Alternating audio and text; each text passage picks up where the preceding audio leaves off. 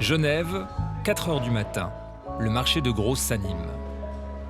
Chez l'importateur bourgeois, les marchands choisissent avec soin leurs fruits et légumes. Ah, monsieur, comment vous choisissez les fruits et légumes que vous achetez ici? Sur quels critères, en fait? Bon, déjà, moi, c'est le goût que je favorise en premier. Et puis d'autres choses, c'est par l'aspect, c'est par la fermeté, la texture d'un produit. Le côté vitamine, c'est quelque chose auquel vous pensez quand vous achetez? Alors moi, je fais pas d'analyse, bien sûr. Donc moi, je peux pas tester comme ça. Moi, c'est surtout au niveau qualité, fraîcheur, que je vois plus ou moins qu'un produit est bon, a l'air bon en tout cas. Vous voyez ça, c'est la sifflerette. C'est une très bonne fraise, ça. Mais moi, j'aime pas trop, c'est pas très commercial parce que c'est pâle comme fraise. Vous voyez, ça, c'est beaucoup plus rouge. Hein. Par contre, c'est très bon. C'est un peu une dictature de l'aspect, vous avez l'impression aujourd'hui? De l'aspect pour la vente, vous dites? Ouais. Bien sûr. Le premier choix, c'est l'aspect. Ouais. Si vous choisissez un bon produit, il est déjà à moitié vendu. Et la qualité vitaminique, vous pensez que ça s'en ressent? Alors la qualité... Non, je pense pas. Si le produit est frais, il doit être bon. François Ferreira, le maître des lieux, a 50 ans d'expérience. Le marché européen des fruits et légumes n'a plus de secret pour lui. Qu'est-ce que vous pensez globalement de ce que vous vendez? J'essaie de vendre des bons produits, voilà. Après, il faut... Mais on trouve encore des bons produits, on trouve. Encore? Vous savez, vous êtes au temple des fruits quand même ici, hein? Quand vous dites on trouve encore, ça veut dire que ça devient difficile? Oui, oui. L'industrie a pris le pouvoir sur les fruits. Elle a compris qu'il y avait beaucoup d'argent à gagner. Ils ont pris le monopole des semences, ils ont pris tous les monopoles, et puis ils font ce que le consommateur veut. Des beaux trucs, des beaux fruits. Mais le beau ne veut pas dire bon. Voilà. C'est très simple, les choses. Hein. Et les vitamines?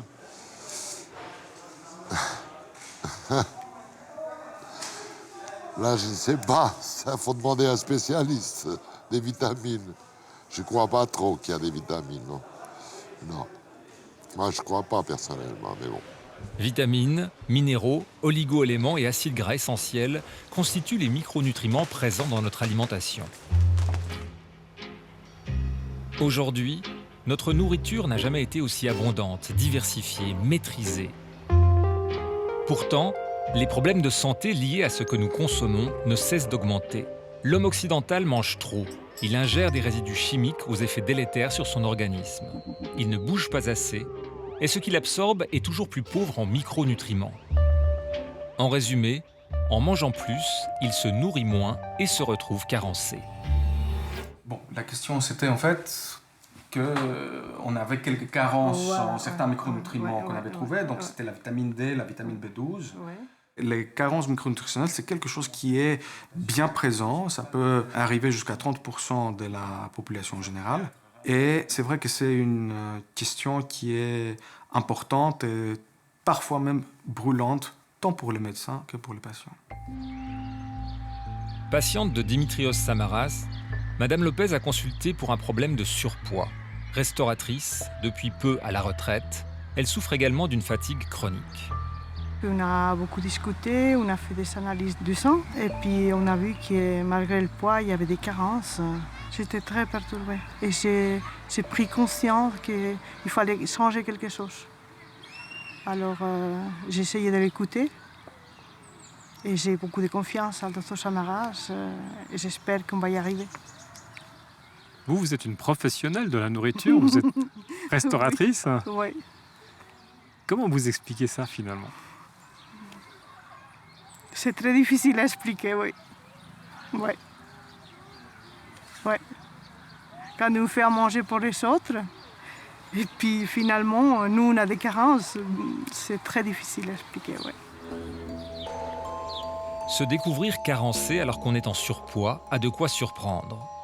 Aujourd'hui, plusieurs études ont mis en évidence cette baisse des micronutriments dans nos aliments. Les teneurs en vitamines B, C, D, calcium, sélénium, fer, zinc diminuent. Un phénomène aggravé par le fait que notre nourriture, souvent trop sucrée ou salée, contient trop de mauvaises graisses. Résultat, nous ingérons des calories vides, pauvres en micronutriments, qui altèrent notre organisme. Ça s'est traduit avec les maladies chroniques qui sont en pleine expansion depuis un demi-siècle maintenant. La maladie cardiovasculaire, du diabète, de l'obésité, des maladies liées au vieillissement, des démences, une augmentation des cancers. Donc ça veut dire avec une augmentation de maladies qui ont pris les dessus par rapport aux maladies plutôt infectieuses qui nous tuaient il y a un siècle. Depuis, Madame Lopez fait ses courses en cherchant à compenser ses carences vitaminiques. Je mange moins. Je mange des produits plus sains, et puis sans sucre, des légumes, des fruits. Vous vous privez beaucoup? Non. C'est une façon différente de manger, c'est un apprentissage à faire. Un être humain mange en moyenne 25 tonnes d'aliments dans sa vie. Or, fait surprenant, il n'existe aujourd'hui quasiment pas d'études scientifiques examinant le lien entre les micronutriments dans l'alimentation et la santé. C'est pas la même chose de faire une étude qui va par la suite promouvoir un médicament qui a coûté beaucoup d'argent dans son développement, mais qui va amener beaucoup d'argent aussi par la suite lorsqu'il sera vendu. Et à côté, avoir des études qui vont se faire sur les brocolis et les choux-fleurs. Qui a en fait une marque déposée sur les brocolis et les choux-fleurs? S'il y avait quelqu'un qui avait une marque déposée là-dessus, il ferait des études. Mais alors, pourquoi cette diminution des micronutriments? L'explication résiderait dans le sol, d'où provient 95% de ce que nous consommons. Les végétaux métabolisent plus de micronutriments lorsque le sol est riche. C'est aussi vrai pour les animaux qui se nourrissent de ces végétaux. Or, le modèle agricole dominant ne favorise pas la fertilité naturelle du sol. On est resté dans des schémas très classiques, je dirais, de nutrition. On sort de la guerre et on est resté en fait dans ce plan Wallon où le but c'est de produire, c'est de produire, c'est de produire. Donc on produit de la calorie, on produit du volume et moins des éléments riches en éléments nutritifs. Raphaël Charles est chercheur en agronomie. Ben voilà, là on a typiquement un sol de région de grande culture. Déjà le sol il est nu, il y a probablement eu un labour avant, il n'y a pas de résidus qui protègent le sol. Et puis on voit ce croûtage qui est effectivement assez dur à creuser. Et puis pour les plantes, pour pousser dans ce contexte-là, c'est vraiment pas terrible. Sans engrais minéral, sans apport d'azote, de phosphore et de potasse, il n'y a pas grand-chose qui va pousser. Donc c'est un sol pauvre à ce niveau-là. Il n'a pas cette capacité d'apporter des éléments nutritifs pour une bonne croissance des plantes. Mais comment fonctionne un sol? Comment sont produits les précieux nutriments dont nous avons besoin? Claire Lebaillon est biologiste et chercheuse à l'université de Neuchâtel. La vie cachée sous nos pieds est son terrain d'étude favori. On a une rencontre entre la matière organique qui arrive à la surface et la matière minérale, les argiles, les sables, les limons, qui viennent depuis les profondeurs, depuis l'altération de la roche. Et qui est-ce qui va favoriser le brassage de la matière organique avec la matière minérale? Ce sont principalement ici les vers de terre. Le ver de terre creuse des galeries, draine le sol et le rend habitable pour d'autres espèces. Il joue aussi un rôle essentiel dans la fertilité du sol. Le ver de terre sélectionne ce qu'il mange. Il va choisir des particules organiques, il va choisir des particules minérales. Donc il ne mange pas n'importe quoi, il ne mange pas la terre comme ça. Et à la sortie du ver de terre, il va y avoir des déjections. Et ces déjections, ce sont de véritables concentrés d'éléments nutritifs, directement disponibles pour les plantes. Donc si une plante passe par là avec ses racines, elle va trouver tout ce qu'il lui faut en termes d'éléments biodisponibles dans ces déjections, dans ces agrégats. Cet animal, que l'on appelle d'ailleurs l'architecte des sols fertiles, c'est un allié extrêmement précieux. Si vous avez un sol qui est fertile, de bonne qualité, un sol sain, en pleine santé, grâce notamment aux animaux du sol, eh bien, ce que vous allez manger par la suite sera évidemment de qualité.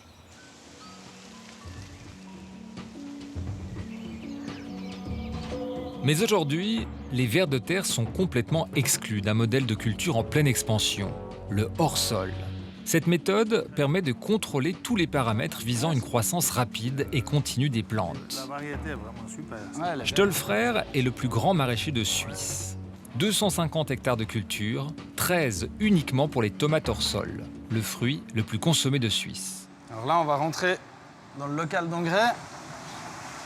Ici, on a tous les éléments nutritifs nécessaires à la plante. Du potassium, du calcium, du magnésium, du fer. Tout ça se retrouve dans ces bacs avec une haute concentration. Et puis derrière, on a une machine qui mélange en fait tout ça avec l'eau d'arrosage. Ça va directement pour arroser et donner à boire et à manger aux plantes. Ici, on a le calibrage. La première étape, c'est un tri manuel des vraies grosses déformations sur les fruits. Ensuite, la tomate passe ici. Elle est filmée pour sa couleur, pesée ici pour son poids, et elle est redistribuée en fonction du calibre et de la teinte qu'elle a à chacune des sorties ici. Sur une chaîne comme ça, on a 1-2% de déchets maximum. Vous faites des tomates parfaites, quoi. C'est l'objectif. Le hors-sol permet d'assurer une production bien supérieure à la culture en terre. Ici, la tomate est récoltée 8 mois par année. La consommation de tomates existe toute l'année dans tous les pays européens. La consommation varie même assez peu entre l'hiver et l'été. C'est étonnant que ça puisse paraître, les gens consomment tout le temps de la tomate. Est-ce que finalement la teneur en micronutriments, vitamines, fait partie des demandes qu'on vous fait? C'est pas dans les demandes que nous avons. Ça pourrait s'imposer s'il y a une demande du consommateur ou de la grande distribution, la qualité nutritive. C'est pas un terme aujourd'hui. On n'analyse pas tous nos produits pour savoir les valeurs nutritives qui s'y trouvent. Mais s'il faut le faire demain, on le fera. Analyser les teneurs en micronutriments des aliments n'est pas une obligation. Faute d'informations, au marché de gros comme ailleurs, on estime que le goût et la maturation sont les bons indicateurs pour un fruit ou un légume sain. Pourtant, ces critères ne garantissent en rien la teneur en micronutriments. Il y a encore quelques petits produits qui viennent de la terre, peut-être encore dans le sud d'Italie, sud du Portugal, sud de l'Espagne, mais c'est des bricoles, c'est pas la grande consommation. Le reste, tout est hors sol. Et les variétés, le producteur des plantons, c'est les mêmes. Ils n'ont pas le choix, les producteurs. C'est ça le problème. C'est les Hollandais. Ils nous envahissent avec des poivrons qui sont immangeables. Ils ont le monopole des poivrons en Europe, parce qu'il y a une logique. Vous voyez, ça sort de chez Peugeot, ça. Citroën peut faire ça aussi, vous voyez, simplement. Tout le même format, tout le même calibre. Mais gustativement, c'est nul. C'est nul. Et pourquoi vous les vendez? Les Californiens, les gens, ils demandent des poivrons, il n'y a pas de choix. C'est magnifique, ça. Regardez ça. Ça sort pas d'une usine, ça. Est-ce que la nature donne des choses comme ça, naturelles comme ça? Je crois pas non plus. Mais encore une fois, c'est le consommateur qui a ça dans les mains. S'il dit non, je veux pas ça, j'achète pas ça, au bout d'un moment, ils vont dire tiens, ça a changé. Il faut qu'on fasse autre chose. Et puis, ils s'adaptent très vite.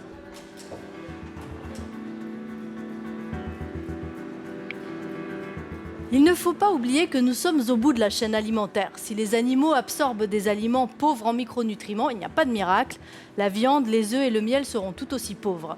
Une vache nourrie au maïs et au soja de culture intensive ne fera pas un lait aussi riche et équilibré que celle qui a brouté des prairies pleines de fleurs, de trèfles, de luzernes, de lupins et d'autres variétés. De même qu'une tomate qui a poussé lentement dans une terre fertile et qui a mûri au soleil développera non seulement un goût incomparable, mais elle sera gorgée de ces micronutriments essentiels qui font défaut aux légumes qui poussent trop vite et de manière artificielle. Mais en dépit de mouvements comme le slow food et la prise de conscience des consommateurs et des producteurs, il n'est toujours pas facile de bien se nourrir.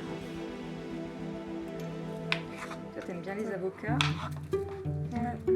Comme ça, on a une tartinade riche en bonne graisse, en oméga 3, en protéines, en enzymes, etc. Ok. Voilà, tu vois, je mets les Nadège morceaux dedans. Fontaine est nutritionniste. On va se régaler, puis tu pourras te passer. Convaincue qu'une des clés de la santé réside dans une alimentation vivante et équilibrée, elle décide il y a 5 ans d'ouvrir un cabinet. Depuis, elle constate que les problèmes de ses patients sont souvent les mêmes. La fatigue, c'est déjà un premier symptôme qui a l'air tout à fait anodin. Comme ça, on entend souvent des gens qui disent « Mais moi, je suis fatiguée tout le temps, je ne sais pas ce que j'ai. Je rame tous les jours, pourtant, je mange 3 fruits et légumes par jour, mais je rame, qu'est-ce qui se passe ?» C'est sur sa famille que Nadège a fait ses premières armes de nutritionniste. À l'âge de 9 ans, Dora, sa fille aînée, se voit diagnostiquer un diabète de type 1 et se met à souffrir de douleurs articulaires aiguës. Son médecin lui propose des anti-inflammatoires en attendant d'y voir plus clair. Sa maman décide de s'y prendre autrement. Quand j'ai appris que j'avais mes douleurs dans les articulations, je me rendais vraiment pas compte de ce qui se passait. Maman, elle était un peu en train de paniquer et tout, puis les médecins me disaient que je devrais peut-être être sous anti-inflammatoires.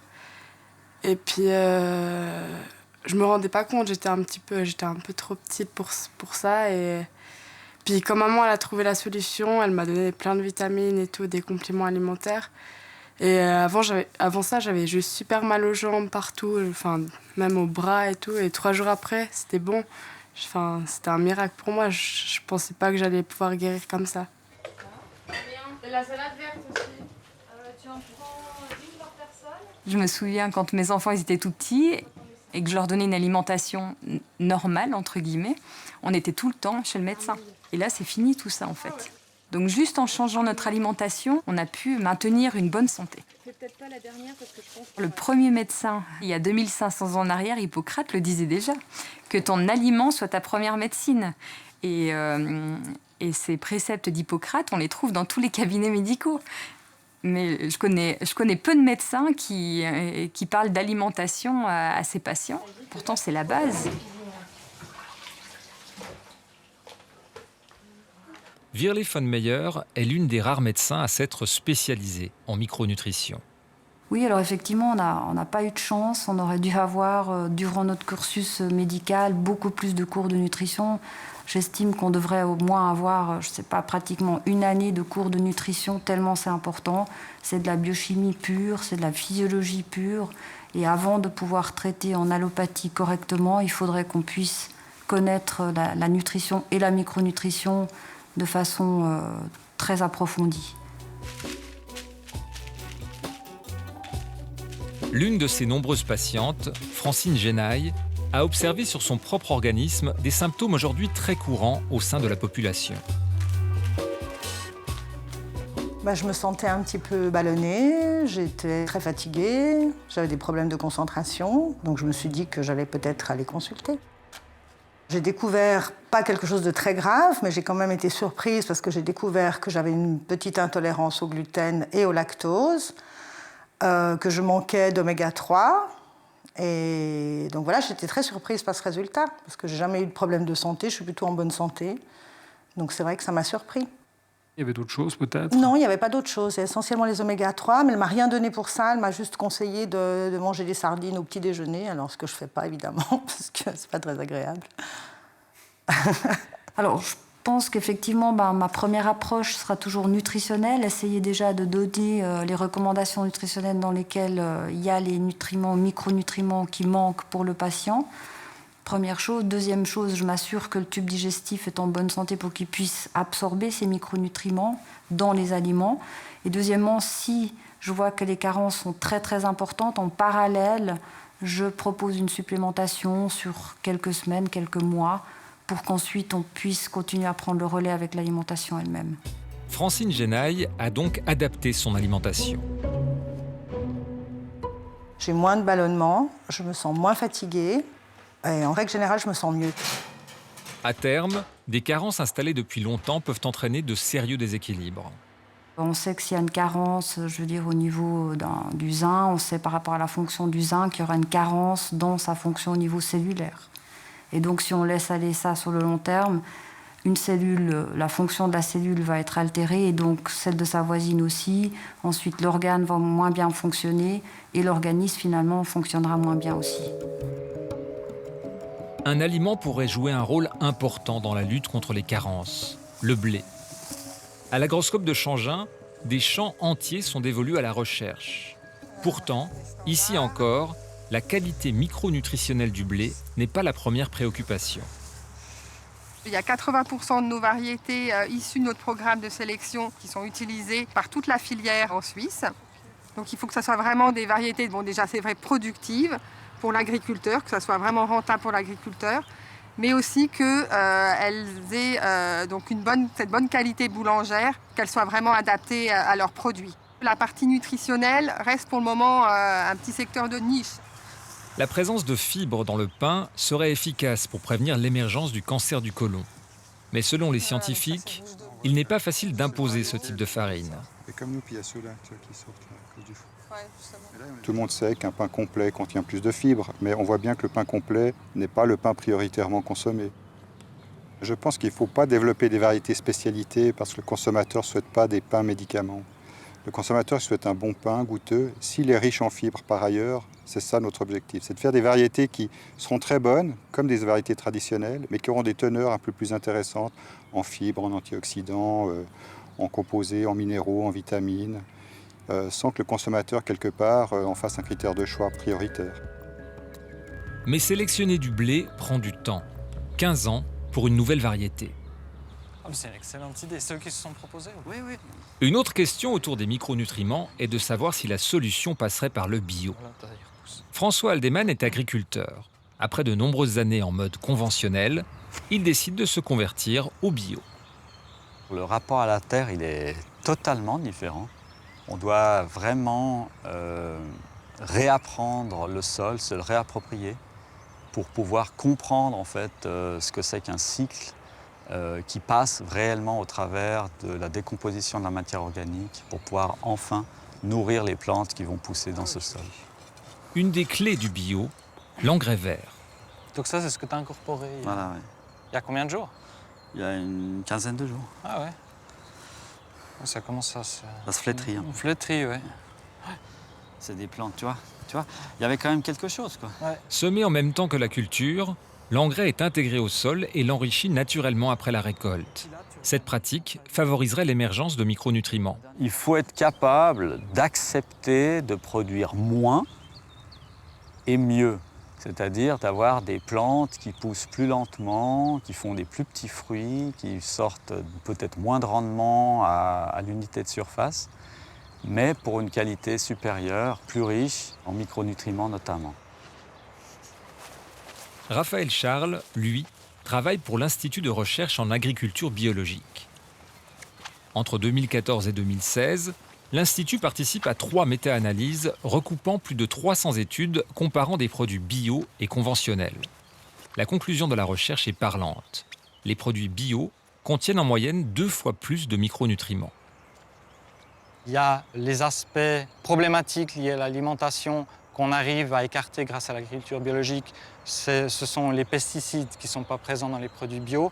Moins de métaux lourds aussi, le cadmium en particulier. Et puis l'autre élément qui est le côté positif lié à l'alimentation et qui est favorable pour l'agriculture biologique, c'est la présence par exemple d'antioxydants qui sont davantage concentrés dans les produits bio. La vie du sol.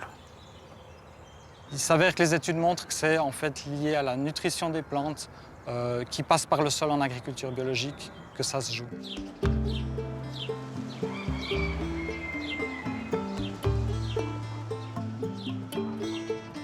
Les sols qui sont pollués ont très peu de vers de terre. Hein. Et là, on voit voilà, un beau spécimen. Et puis un scolopendre aussi ici. Une terre qui a beaucoup de vie à l'intérieur va avoir beaucoup de diversité au niveau des insectes. Alors le scolopendre c'en est un, le mille-pattes c'en est un autre. Et le plus connu, c'est le ver de terre. Mais après, il y a une panoplie de champignons, de bactéries et d'autres insectes, de larves. Il m'aime bien, il ne veut pas me quitter. Contrôler ce que l'on mange, du moins en partie. Sélectionner des variétés saines, les consommer mûres et gorgées de vitamines. Laurence Fonmos est jardinière professionnelle. Comme une partie croissante de la population, elle souhaite regagner plus de souveraineté alimentaire. La terre est très très riche, donc toute cette richesse est donnée aux légumes. C'est pas un légume avec de l'eau sucrée ou un fruit avec de l'eau sucrée.